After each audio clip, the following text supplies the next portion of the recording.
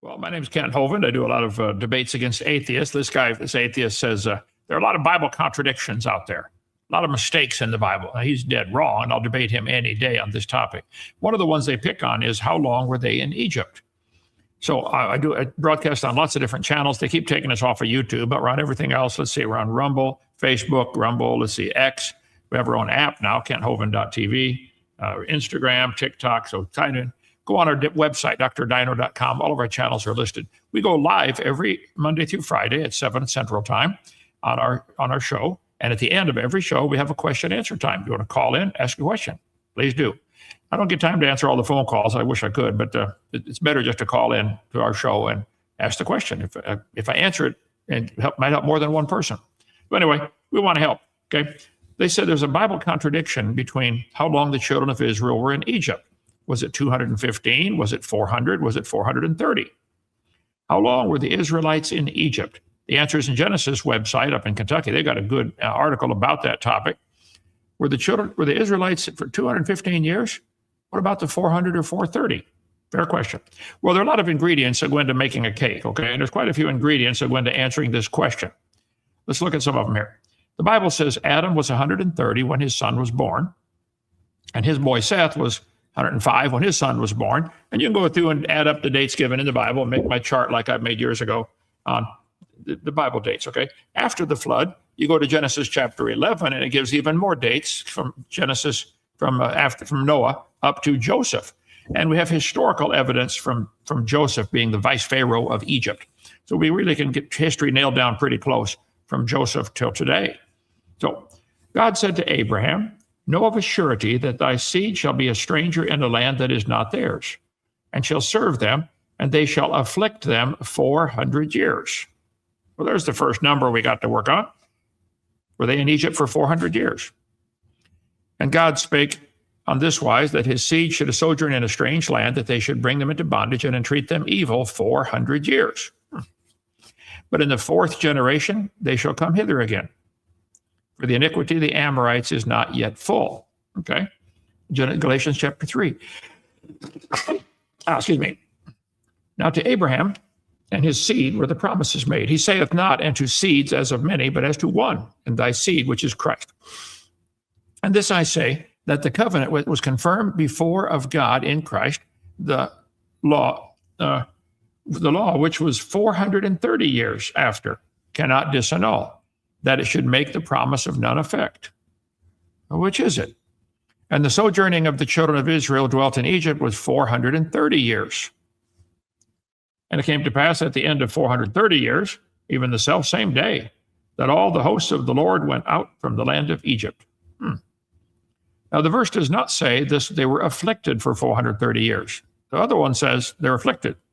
So it's a key point here, okay? It came to pass at the end of 430 years, even the selfsame day, it came to pass all the hosts went out of left Egypt. So they were in Egypt for 430.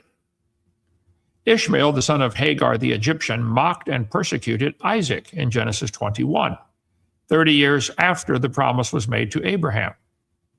The promise was 430 years before the law, like Galatians says, and 430 years after the promise, Israel came out of Egypt. So there's not a contradiction.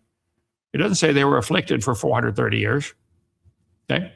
So here's the lifespan of Abraham. A lot of people have done charts on this. This supposed contradiction has been answered hundreds of years ago, but the skeptics keep dragging it up, hoping they can get something to not believe the Bible. I was in a debate with an atheist one time. I said, if you chose to believe the Bible, and you said, man, the Bible's true, would that affect your lifestyle any? He said, that would change everything. I said, okay. Do you really believe this evolution idea because you have some evidence, or because you like the freedom from God it gives you and God's rules and laws? He was quiet for a minute. He said, I like evolution because I'm horny. I said, every male of every species, from termites to whales, understands that one. There's not a reason to reject God. God created that too, you know. So they really don't. Romans chapter 1, they don't want to retain God in their knowledge, so God gives them up. So they're looking for little things like a supposed contradiction, 400, 430, 215. Okay, so Abraham begat Isaac, Isaac begat Jacob. Jacob had 12 sons. All the tribe, they call them the tribes of Israel, because Jacob's name was changed to Israel. And he said, know of a surety that thy seed shall be a stranger in a land that is not theirs, and shall serve them, and they shall afflict them 400 years. Now, the 430 was when the promise was given to Abraham. Okay? In the fourth generation, they shall come hither. Once we realize, we can look at a passage and realize this statement made by Moses actually adds clarity to the situation. It doesn't contradict it. When we think of the children of Israel, we typically think of Jacob and his 12 sons. Remember, though, the promise was not made to Jacob. The promise was made to Abraham. What Moses is subtly pointing out is that the nation of Israel did not start with Jacob, but with Abraham. It reveals the nation of Israel began with him in Genesis 12. Therefore, this passage is including Isaac and Abraham in the nation of Israel. 430 years prior to the Exodus is when Abraham first lived in Egypt. There's no contradiction or difficulty. Simply put, the nation was named after Jacob/Israel, but it started with Abraham.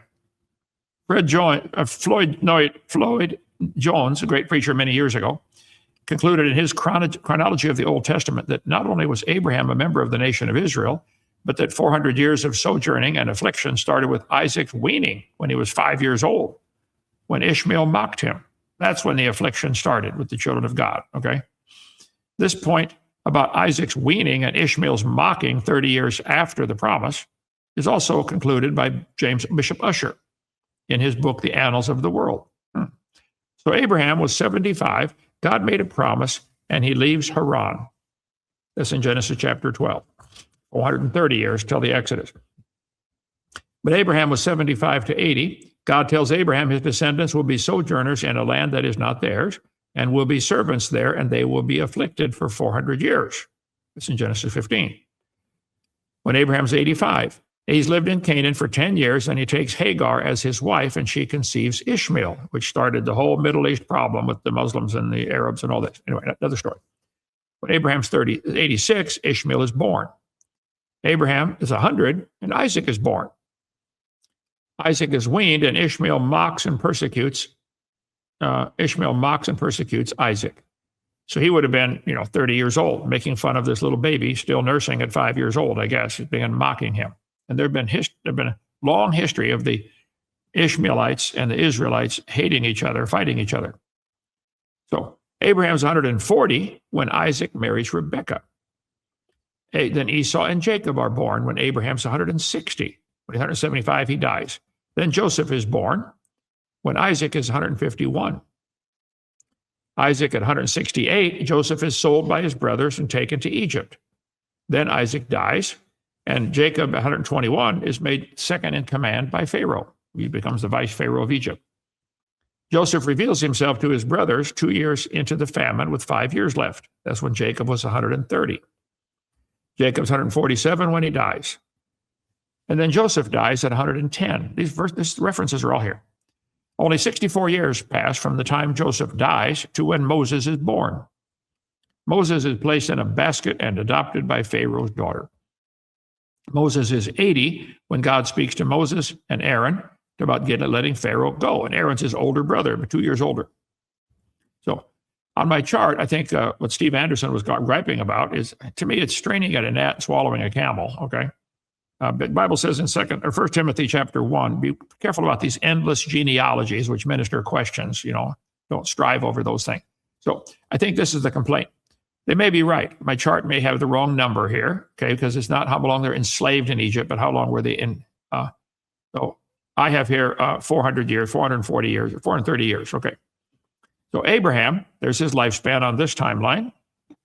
And the other timeline I showed a minute ago is this one. That's also behind me, the big version of it, about the 6,000-year history of the world so far and a 1,000-year reign of Christ. This is part of my series I did on what on earth is about to happen, the Woe series. You can get the chart about the post-trib rapture. I used to believe in a pre-trib rapture. It's not true. I did a video series on it. I did a book about it called Whoa, What on Earth is About to Happen. I can show you that. Let's see right here. Whoa, what on earth is about to happen? I had to change my theology, brother. I studied till my brain hurt. I said, we're here for the tribulation, not for the wrath of God. They're different. But anyway, that's another story. So that's the whole complaint, I think, is this little chart, okay? So here we go. 1 Timothy Don't give heed to fables and endless genealogies, which minister questions rather than godly edifying, which is in faith, so do. Now, the end of the commandment is charity out of a pure heart and good conscience and faith unfeigned, from which some, having swerved, have turned aside unto vain jangling, desiring to be teachers of the law and understanding neither what they say nor wherever they affirm. So, brother, my point is, I think the Bible is clear enough, and this has been answered for centuries by great scholars of down through the centuries. There's not a contradiction. 430 years is when Abraham goes to Egypt. Then he starts afflicting them 30 years later when Ishmael starts afflicting Isaac. And they were actually in Egypt. Then they went back down and became slaves in Egypt for 215 years. I don't see why they make a big deal out of it, why they think it's a contradiction. So that's about all I've got on the topic, brother. It's part of my series, Seminar Part 7, question answer time. So if somebody's got an objection, I'd like to hear it.